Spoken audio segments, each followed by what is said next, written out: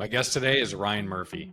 Ryan won 4 Olympic gold medals and a couple of other Olympic medals across 2 Olympic Games. He also has a few world records, but the most impressive thing about Ryan is how he spends his time outside of training. Ryan is involved in multiple venture businesses and is constantly networking and developing finance skills to set himself up for success the moment he is done with swimming. In this conversation, we talk about time management, visualization, and goal setting. I hope you enjoy this conversation with Ryan Murphy. Ryan, so excited to have you on the show. Thanks for being here. Thanks, David. I'm pumped you're doing this. Yeah, it's going to be a good time. So this episode is going to be a little different in that you're actually still a competing athlete. Some of the other folks we've interviewed are already, well on their way in their career, but you're not. You are in the athletic sense, but not in the business sense yet, or what you're going to do next. And before we get into the traditional flow of questions, I wanted to give some of the listeners a glimpse into how you use your time. Tell us about a standard day in the life of Ryan Murphy. Sure. So I'll give today as an example. So on Tuesdays and Thursdays, we have one practice. So I'll swim from 8 to 11 in the morning, and then I'll go grab breakfast real quick. Then I have an hour and a half with the physical therapist. So what we're doing there, we're doing some cupping. Today my shoulder was hurting a little bit. So doing cups around the AC joint, making sure that I have good movement in my swimming specific muscles. And then we're doing this technique called dry needling. So did that for an hour and a half. I just came home, had an hour-long call with the investment committee from USA Swimming. So that's something I'm doing to get a little bit of experience in that world. And then after this, tomorrow's our hard day in the pool. So the rest of my night's really going to be recovering. So after this, I turned on the sauna.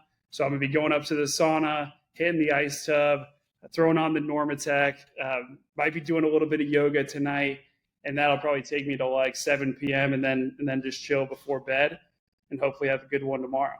And this is an interesting period of time because you're very focused on swimming.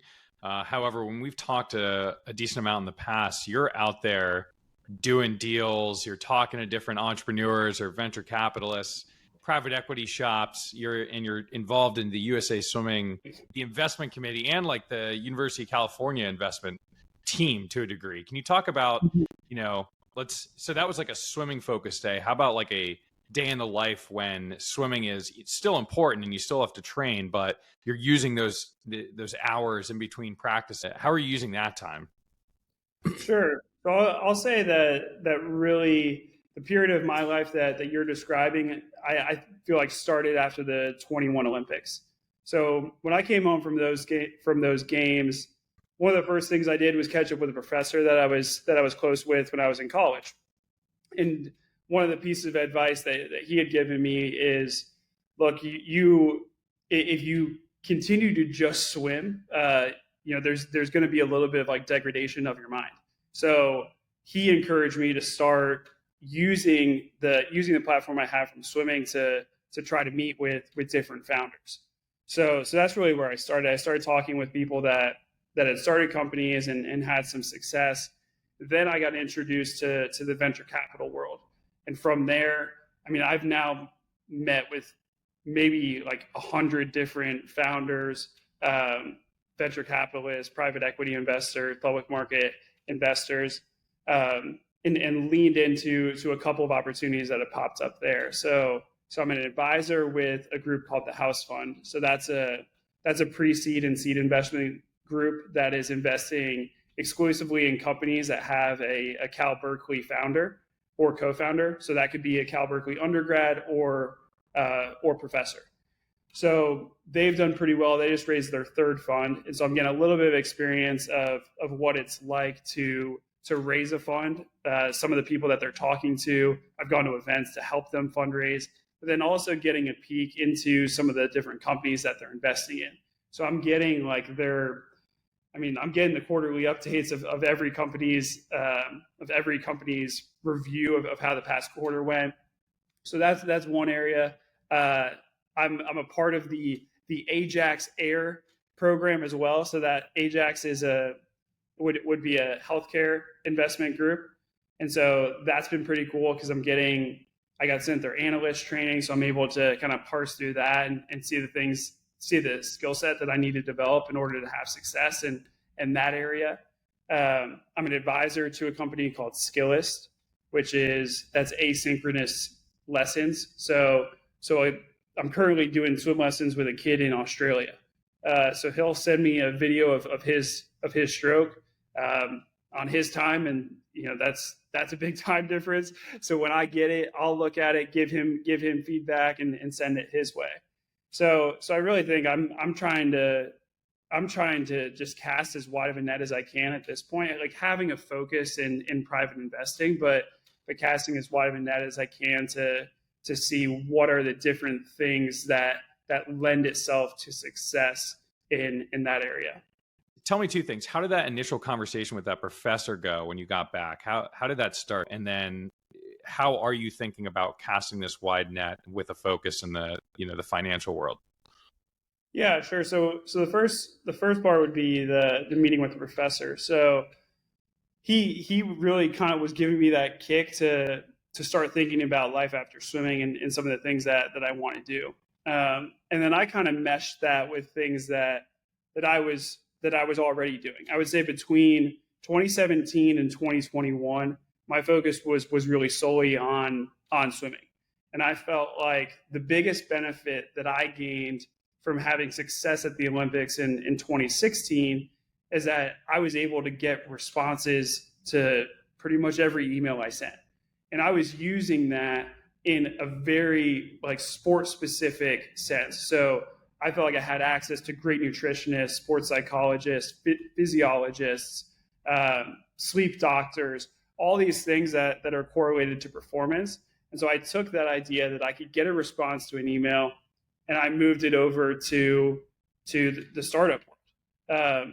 So I think, one of the first people that I spoke with was Joey Zwillinger. So he's a co-founder of Allbirds, the shoe company.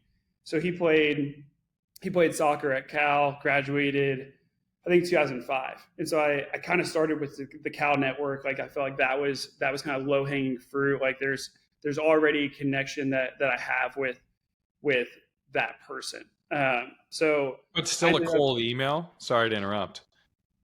Yeah. So I ended up finding a former soccer player that made an intro. Gotcha. Yeah, I'm always trying to, if there's an opportunity to get a warm intro, that's the way that I'm going to go. Yeah. It's just, it's more likely to get a response. So warm intro there. And then this was kind of like peak COVID. So he was happy enough to get on a Zoom. And then I met his other co-founder, Tim Brown, who had been a professional soccer player in New Zealand. And then transitioned to becoming an entrepreneur. And so they really encouraged me to just keep on doing that, keep on talking to different people, because you're gonna hear different perspectives. Like the things that lent Joey to having success. He's a materials engineer, so it's really the brain and in the engineering, that is what gave him success.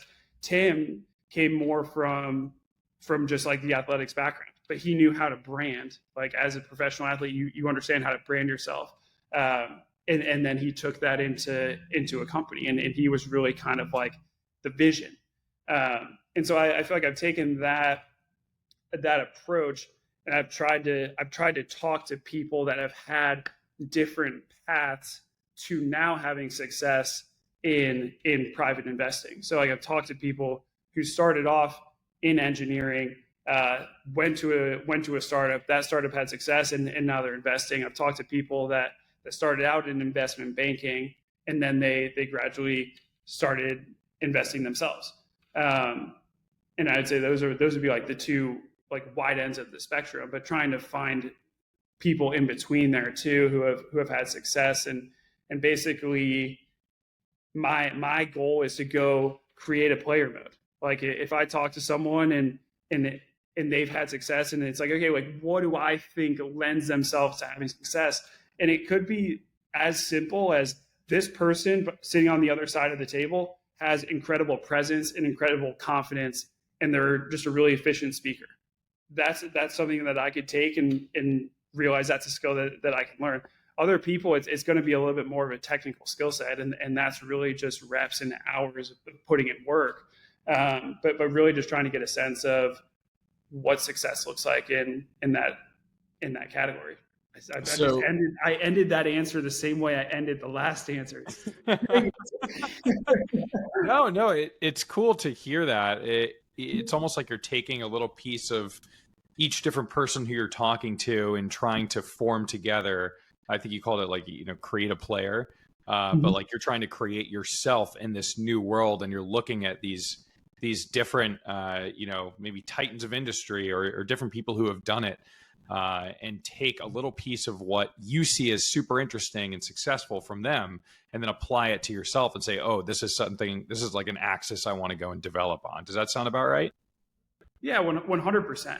And I think at the end of the day, it's like you're just connecting with people, so like, say 10 years from now, I'm having success in this, like sitting across the table from engineers, like sometimes like you just have to figure out how to connect with people. So like figuring out how to connect with all kinds of different people with all kinds of different backgrounds, I think is incredibly important.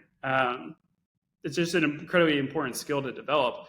But then it's also just taking an interest in people, because when you take an interest in people, then you start to realize what you admire about them, and maybe some things that you think you can improve upon yourself. You pointed to private investing.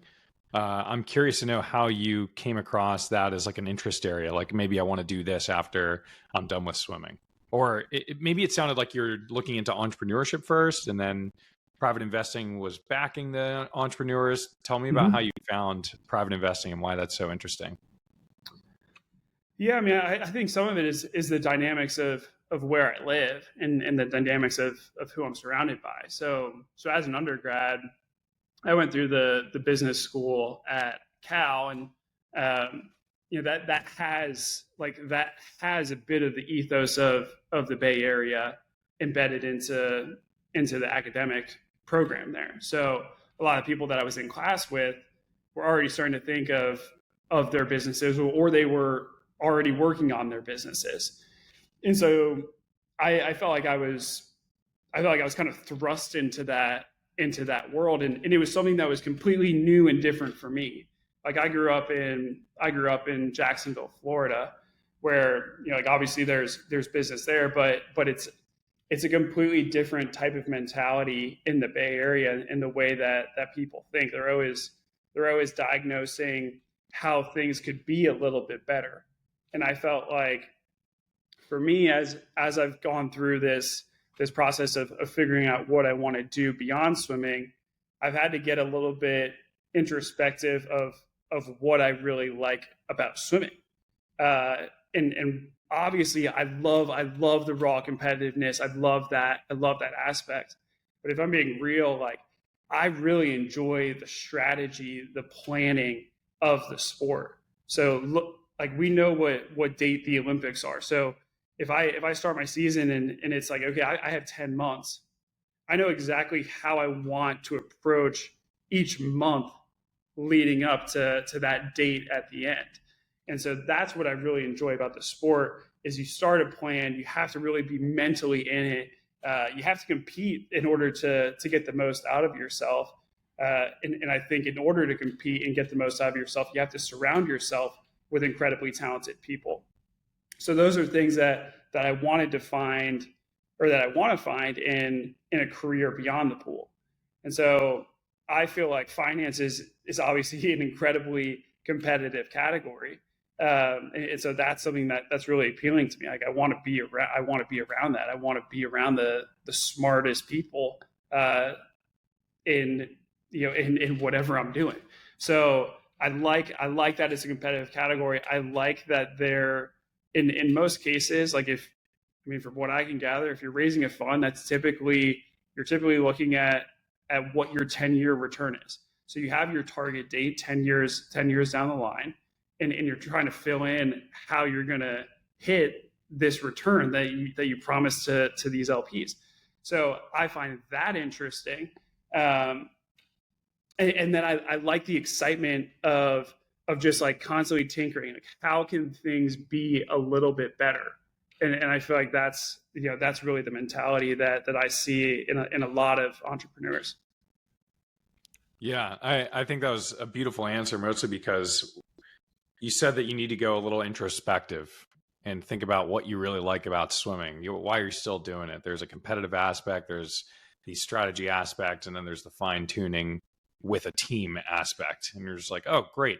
I can find that in something beyond sport. From my perspective, I think that that's profound because I've seen a lot of people, including myself, kind of struggle to figure out what comes after sport.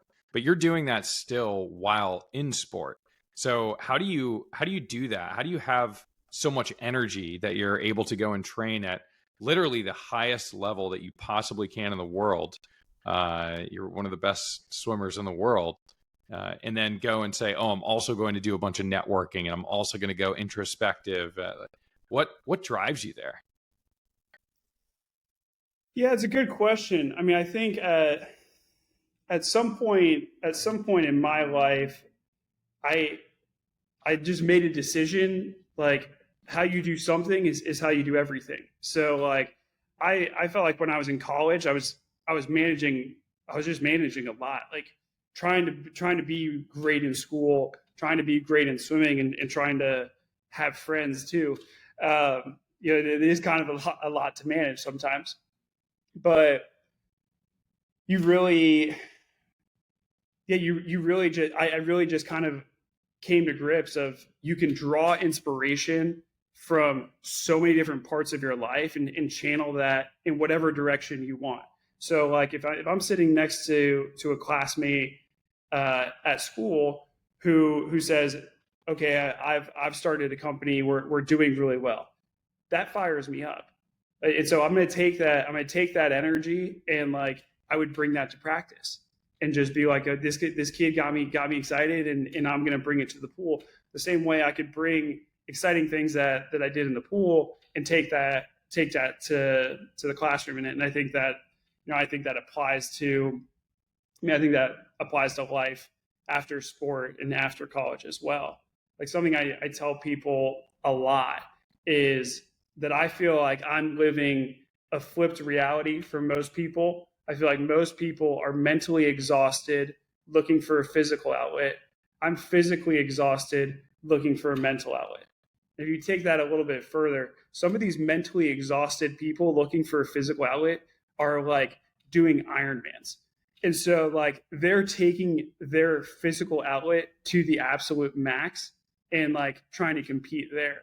And I feel like I'm doing the same thing with my mental outlet. Like I don't really like, I want to be today surrounded by the absolute most talented investors and entrepreneurs possible.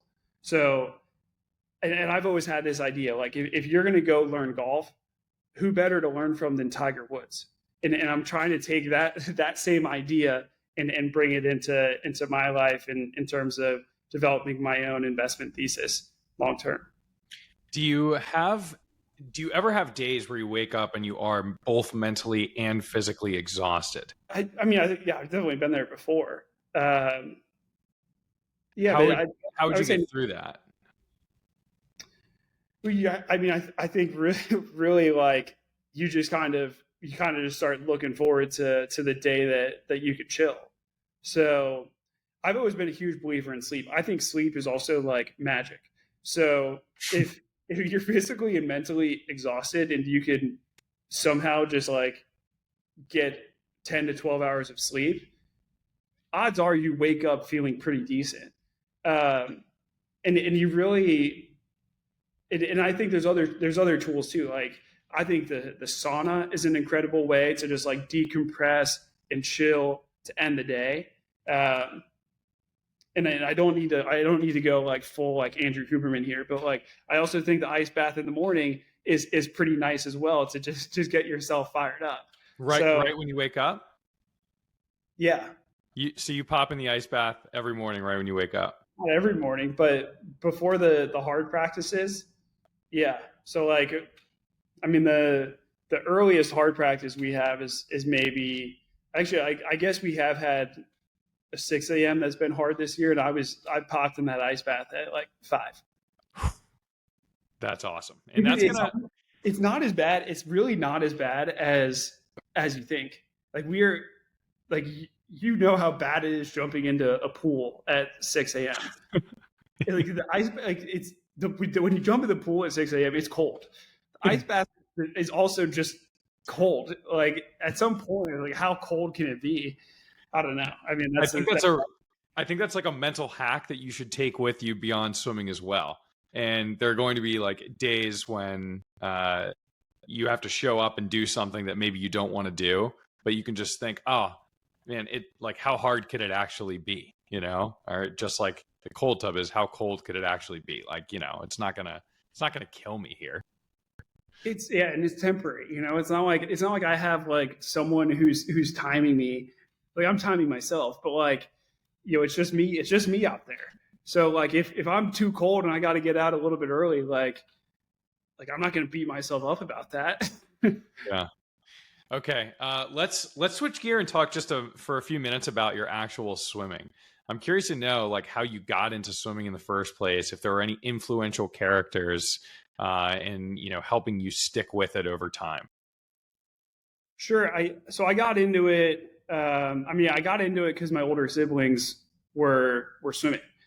So really, like their origin story as to why they were swimming is my family moved from Chicago to Florida when I was about 6 months old. So my parents moved down. They didn't know anyone in the city, and so I think as a way for my parents to meet people and my brother and sister to meet people, they were just up at the pool every day. I was too young. Like I was chilling back at the house for the first, really that first summer. But then as soon as I got comfortable with the floaties on, like I was running around the pool deck, just chasing them around. And I think my parents had the mindset with us, like might as well just throw them in every single sport and arts that was available, just so they can figure out what they're passionate about and what they enjoy and what they're good at.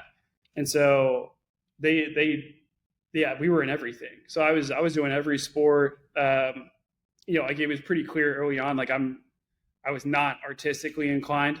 So I didn't, there weren't too many like follow-ons with that. But you failed sixth grade art class. Dude, I was terrible. I was so bad. But yeah, it's just like my claim to fame with art is like when I was 6 years old, I did this like watercolor painting, and my teacher somehow thought it was like incredible, and like I was literally just like playing around. So pretty that was similar to like modern art these days. You see all these videos of people just like grabbing paint with their hands and then smashing it on a wall, and it's just like, what? How's that art? Yeah, I mean, imagine if back in the day I had duct taped a banana peel to the wall. Like, imagine how much that would have gone for. Maybe you do have a future in art, Ryan. Yeah. All right, sorry to derail you. Get back on it. It's been hidden. So yeah, so I feel like we were kind of just in everything, and then like naturally, I think as the younger brother, you're constantly just trying to catch up to the older brother. So I kind of constantly felt like I was chasing Patrick, and I got a little bit of a taste of playing on a team with him. We were on our flag football team. We were on that team together, and I absolutely loved it. So I made it my goal to try to be able to play up onto his age group teams in every sport. I didn't end up achieving that goal, but that was definitely a driving force for me at a young age. So did you look up to your brother then with swimming, or were there like professional swimmers like Michael Phelps who you looked up to? Yeah, well, I think like when I was 3, my brother was the best swimmer I knew. So yeah, I was looking up to Patrick a lot. I mean, I still look up to Patrick. So he had a great career as an athlete, and he's the man. Um, but I think I wouldn't say I really had idols in the sport until maybe 2004 Olympics. Mm, So that's when, yeah, that's really the first time that I remember a good chunk of watching swimming, and I thought it was really cool. So at that point, I was swimming year round. I was still playing soccer, baseball, and football, but I was swimming as well, and so I was taking more of an interest, and so that was the first time I got to see like an Aaron Pearsall, who kind of became like he kind of became my idol, and then obviously like Michael Phelps he was still really young there. I think he was 19, but he was I think he won 8 medals in 2004, and so being able to see those sorts of athletes was really exciting for me, and yeah, and I started consuming all the information I could on those guys. Tell me more about winning an Olympic gold medal. And you've won multiple, I think 4 at this point. 3 of them were in your first Olympic Games. What was winning a gold medal like? Yeah, so I mean, I think like the anticipation really in the months prior to the Olympics is, I mean, it's the best feeling ever. I'm living it right now, where you wake up, you're so motivated every single day. Like I'm constantly thinking about, like, majority of my thoughts are related around sports performance right now, and that's pretty cool. Like I'm sitting here and it's like, okay, like how am I sitting in this chair? Like is this going to hurt my lower back? Like, like little things, like you're constantly aware of how it can affect your performance. And so that was definitely the mode I was in the lead up to 2016. I felt really lucky that I had an incredible training partner that whole year. So I was swimming with Jacob Pebley. Jacob and I ended up making the U.S. team together in the 200 back. And so every single day, I felt like I had a measuring stick of how I was doing. And Jacob was he was a great trainer. He had a good mentality. He showed up and he wanted it every day. And so it was awesome to be able to feed off that energy. And then at the same time, like be focused on the things that make me great. And so leaning into my strengths, but definitely drawing inspiration from everyone in the group. So as we got to the Olympics, we had an awesome team in 2016. Like on the veteran leadership side, like that was Michael Phelps's last meet. And so he was someone where he was so hardcore, like heads down, like knew what he wanted to do, and was going to do everything possible to get that. And in 2016, I felt like he really opened himself up to be in a little bit more of a mentorship role. And so he was happy to talk about what the Olympics are like.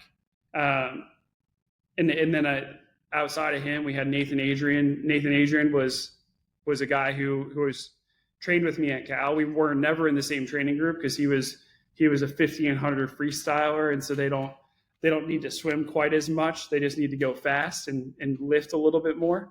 So he was an incredible leader for our team, just a very calming presence. So I feel like we had a good idea of what the atmosphere of the Olympics was going to be like walking in, and then actually getting to the race day. I mean, it becomes just managing emotions the whole day. Like you're kind of going on overdrive. So like I'll do a story with the first one, the 100 back. So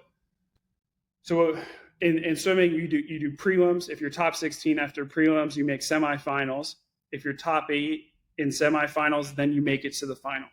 So we went through prelims and semis, and those went well. I was top seed going into finals, and then I felt like I had more energy to give. So I was feeling good, like very, very confident. When we were in Brazil, they always try to time the finals so that it's live prime time in the US. So Rio is an hour ahead of the East Coast of the US. So we didn't start finals until 10 p.m. local time. So like I was swimming, I had races where I was swimming at midnight, and like you get out of the race, you warm down, you have drug testing, you have medal ceremony. Like sometimes you're not out of there until 2 a.m. So anyway, I went through the semifinal, went back to the village, my room, did my whole like nighttime routine, was feeling good. I get a knock on my door at 8:45 the next morning from drug testing. So like 8:45 doesn't sound early, but when you didn't go to bed until 2 a.m., like that is very frustrating. So I was pissed when I woke up that morning, like absolutely livid. Like I was typically, I feel like I'm very friendly to the volunteers and like the people that have to parade you to where you give the drug testing sample, but I was not that morning. I was just like, I'm not talking to you. So I did the drug testing, and it was fine. It was whatever, like it happened.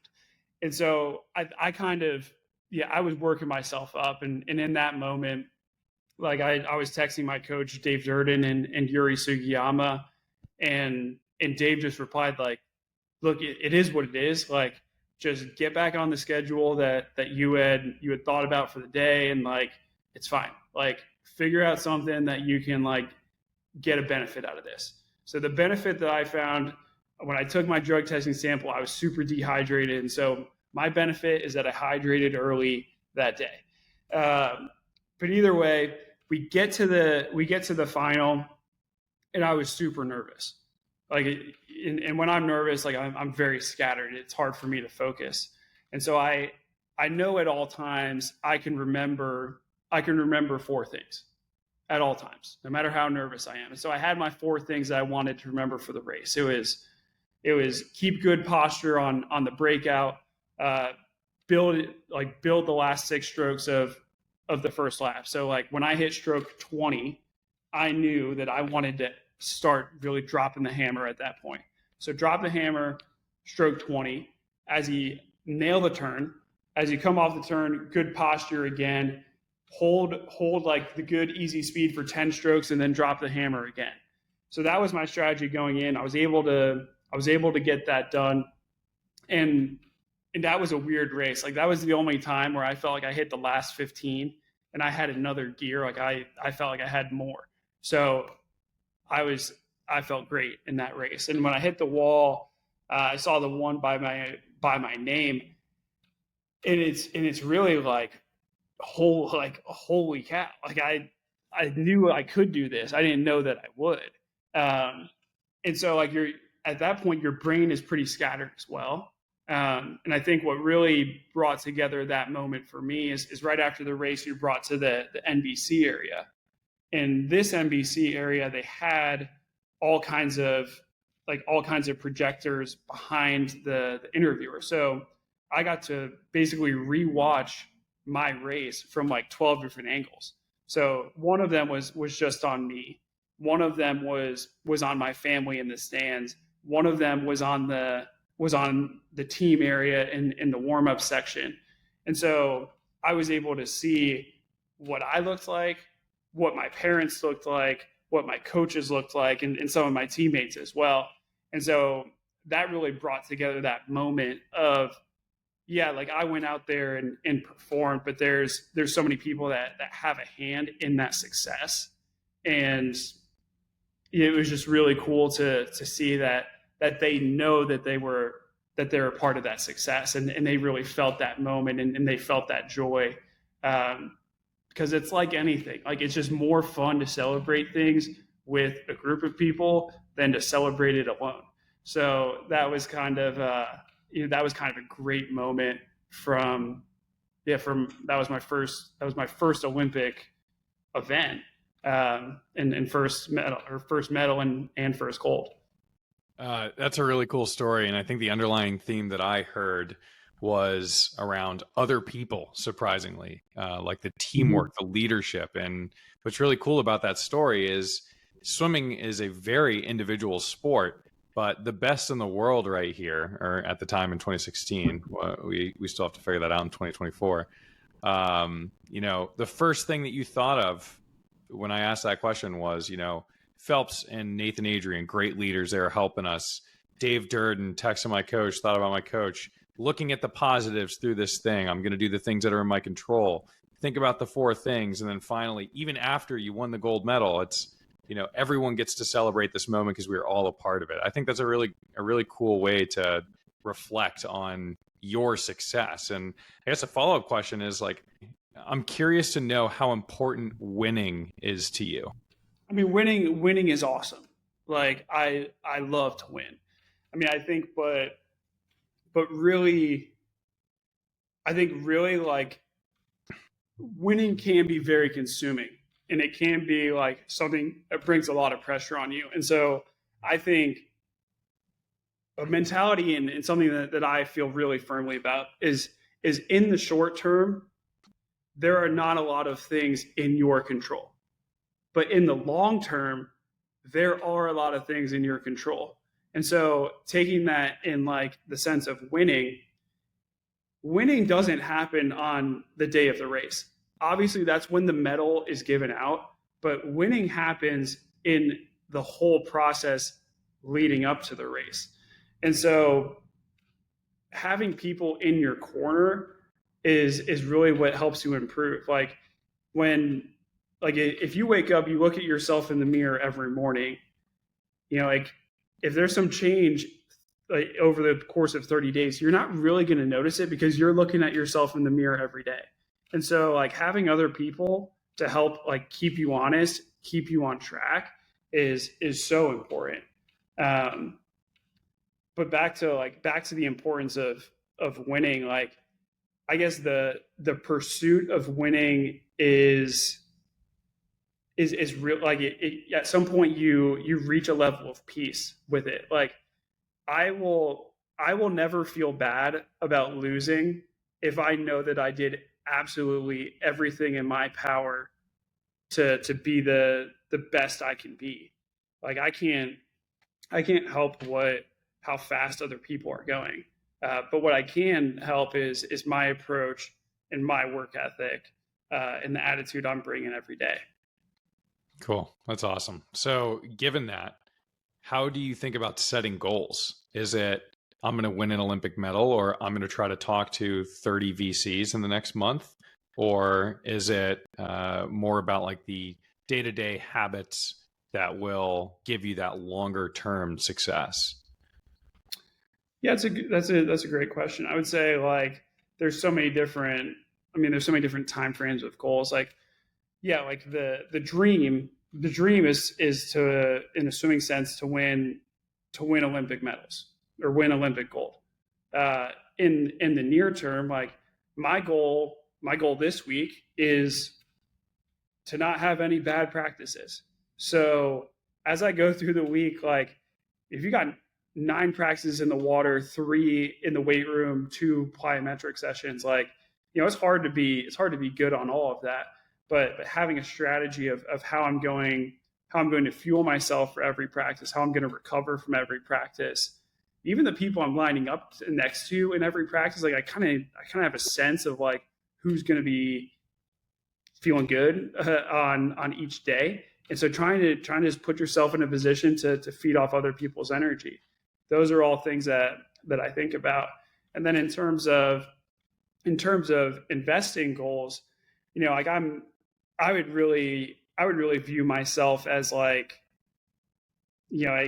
the same point as I was as a high school swimmer. So I am so much in building the love of this new thing.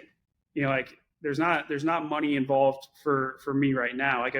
In the sense that I'm not getting paid for this. So I am building the true love for this right now, and I'm building that by through conversation and trying to hear from people that have had success and people that I can look up to, and just get the tips of the trade.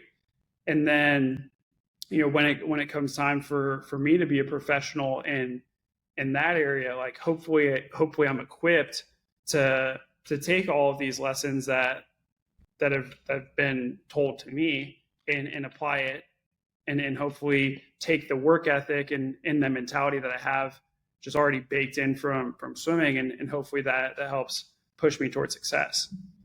If the podcast is still running in 5 years, I'll be super interested to have you back on the show to like contrast. It'll be really cool. But given that that's kind of how you're thinking about goals, how do you visualize? I know that you're a visualizer for sport. Can you talk to us about how you do that, first of all? Like, to what level of detail you go to, and do you expect that you'll use similar things in things outside of swimming? Are you doing that already? Yeah, I would honestly say that in terms of like visualizing success for swimming, like I'm honestly drawing from memories more than anything. So like at this point I've swam for like 24 years. So like there's some great memories there, and so part of visualizing is building confidence in yourself that you can win. I don't need that. Like I know I'm very confident in myself. So like I don't need it from a confidence standpoint. I more so now visualize, like, it's hard to visualize a feeling, but like I can basically do that in relation to swimming now.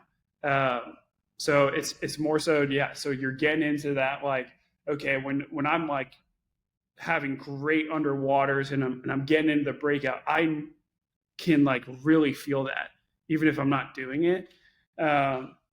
So that's more so where the visualization goes right now. I would say in terms of future career, I haven't thought about that at all.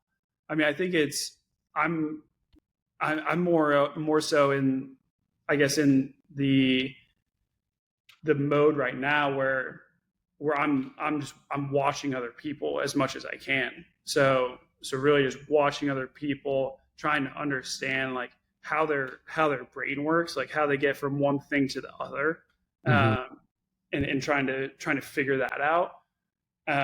Yeah, so really just trying to take in as much knowledge as I can from other people.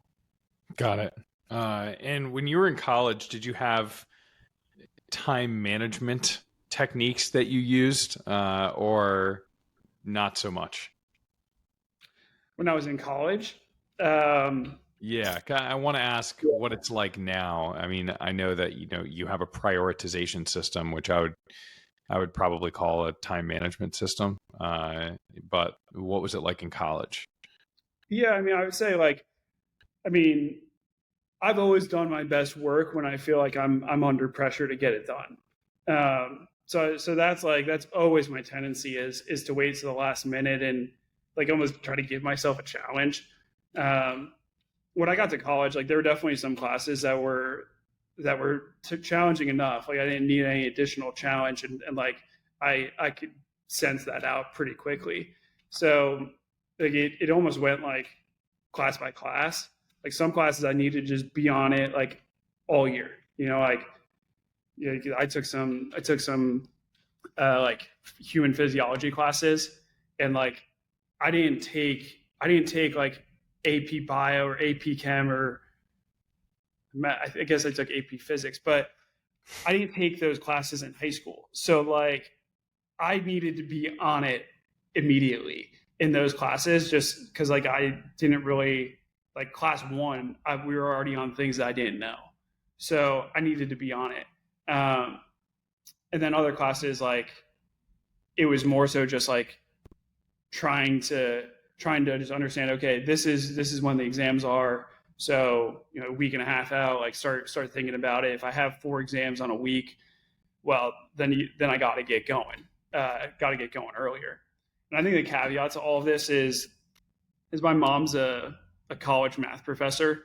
So like growing up, like I was doing my homework every single night. Like that was the first thing. Like I got home from school and swimming, and like the first thing I was doing was homework. So like I feel like I had a pretty good like routine set from high school that I was able to also just build upon in college. How do you hold yourself accountable and stay disciplined through that? Or do you feel like it comes so naturally because of what you've built in swimming? Was it's more so like I hate being at anything. Mm, So uh, yeah, I mean, I put in work so that I'm not bad at something. Like it's yeah, I guess it's as simple as that. yeah. Yeah, that's awesome.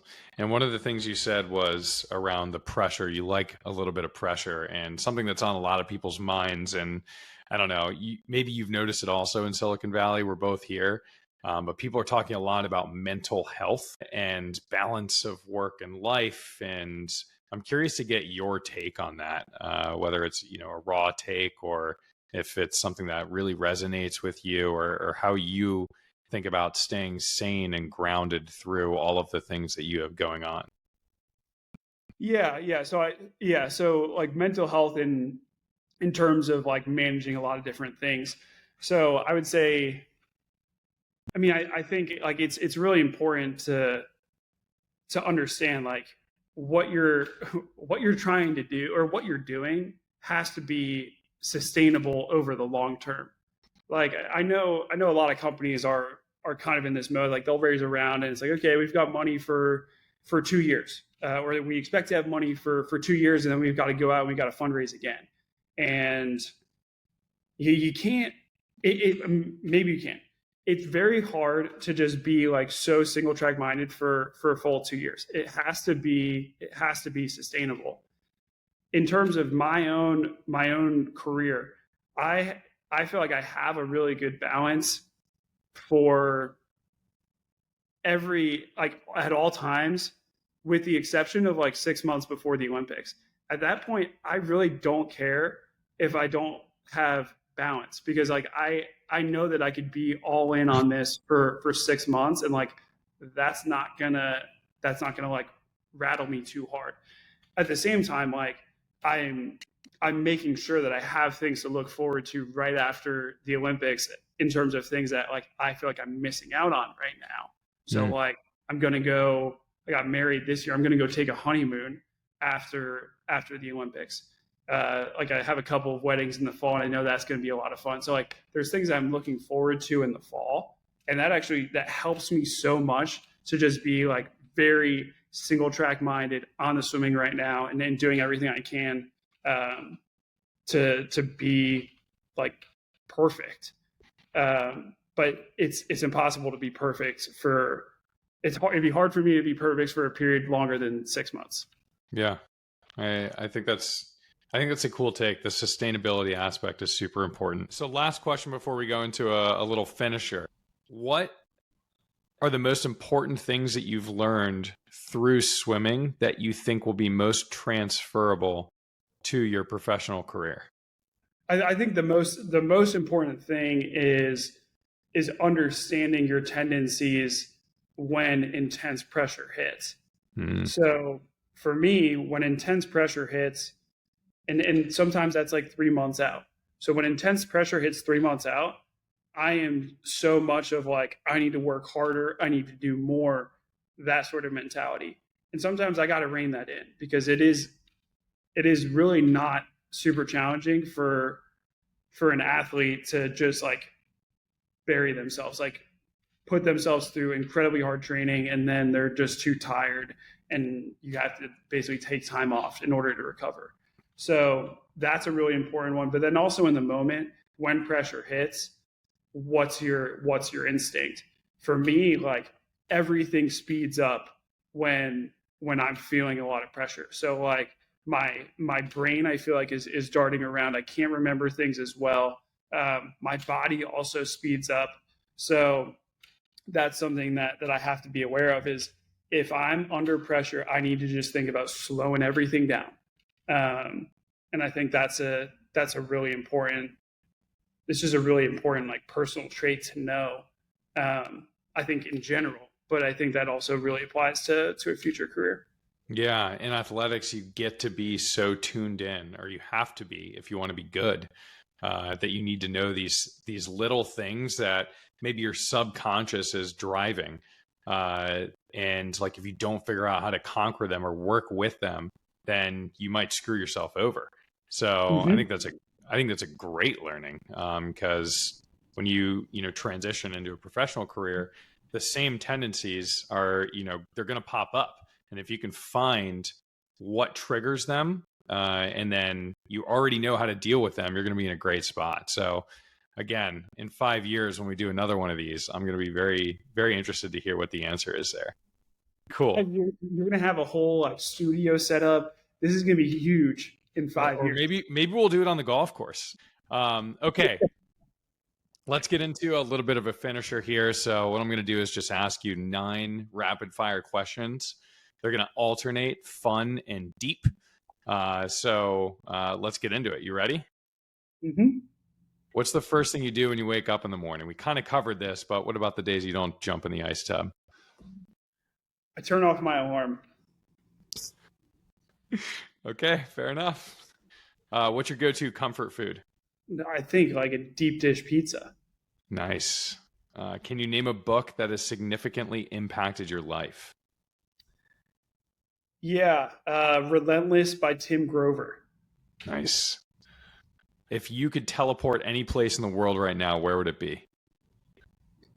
Right now, I mean, I get like Monaco at all times is great. I'd say, geez, if this was a week from now, I'd definitely say Vegas to be there for the Super Bowl. Yeah, okay. Even though your Jaguars aren't playing? Yeah, they'll be there next year, so there's no worries about that. I'm just getting experience before I got to be ready for them. Smart, very smart.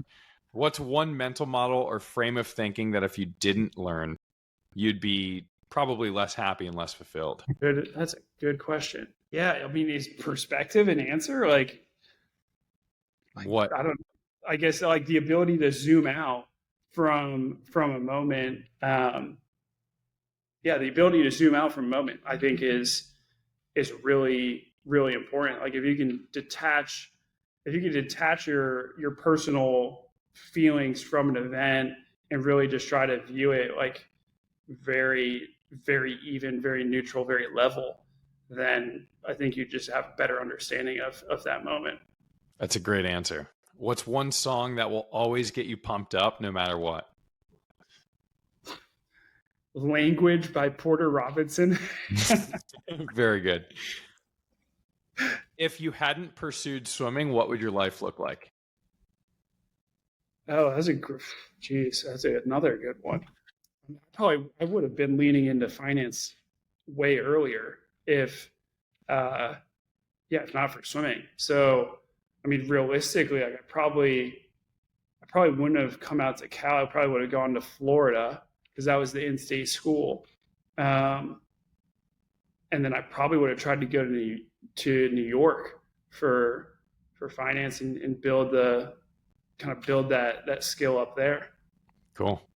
What famous person or historical figure would you like to have lunch with if you could? That is an awesome question. I love that question. Okay, so I would say, I guess I'd say Tim Cook.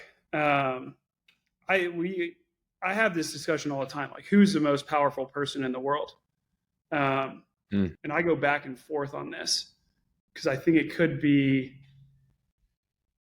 like whoever's leading China in the moment, or it could be just like an incredibly impactful leader of a business, and then I kind of tend to go the business route. So I'd say Tim Cook. The amount of knowledge that he has and like the amount of different cultures that he's exposed to, I mean that's a treasure chest of knowledge. Tim Cook it is. Last question is, what's the kindest thing anyone has ever done for you? Kindest thing anyone has ever done for me? Damn. I'm not really a very mushy person. It's hard for me to like remember these things. I mean, I don't know. I mean, I guess like the kindest thing someone could do for you is to take care of you. I mean, I guess it's got to be like the 18 years I was living at home, where my mom was taking the lead on most things at home. So I'd say my mom's like 18 years of service, basically. That's the kindest thing anyone's ever done for me. That's very fair. Ryan, this has been awesome. Thanks so much for coming on the show. You're the man. Thanks for having me. That's a wrap for this conversation with Ryan Murphy. I hope you enjoyed it. And if you did, please share it with one person who you might have thought of during the show. I'd also encourage you to go and like the show on Spotify and Apple Podcasts or directly on my website, adavenolan.com. Thanks for tuning in.